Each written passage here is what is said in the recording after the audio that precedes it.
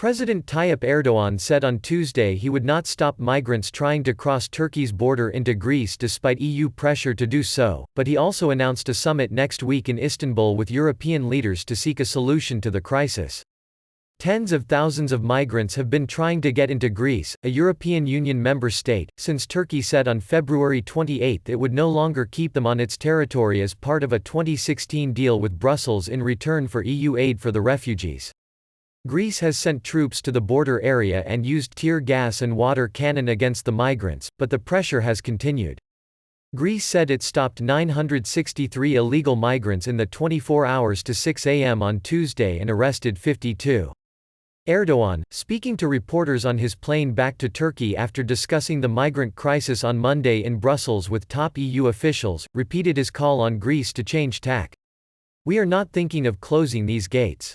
Our proposal to Greece is to open the gates. These people won't stay in Greece. Let them cross from Greece into other European countries," he said, calling for a just, humane sharing of the burden. His comments will revive memories of the 2015-16 migrant crisis, when more than 1 million people, mostly fleeing war and poverty in the Middle East and Asia, reached the EU via Turkey and Greece, boosting support for far-right parties. Greek military vehicles and soldiers on foot continued on Tuesday to patrol along the wire and steel fence that separates the Kastanis crossing from Turkey's border post at Pazarkule. Greek officials said the 52 migrants arrested from Monday to Tuesday included Syrians, Afghans and Iranians. Erdogan said he would convene a summit in Istanbul on March 17 on the migrant issue with German Chancellor Angela Merkel, French President Emmanuel Macron and possibly British Prime Minister Boris Johnson. He said he had stressed in the Brussels talks the need to update both the 2016 migration deal between Ankara and the EU and Turkey's customs union with the bloc, and also to revive Turkey's stalled EU accession process.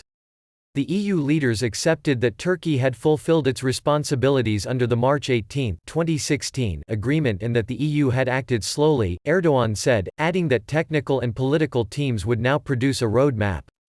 Turkish Foreign Minister Mevlut Cavusoglu and Josep Borrell, the EU's foreign policy chief, will conduct this process and try to come up with proposals in time for a summit of EU leaders on March 26, Erdogan said.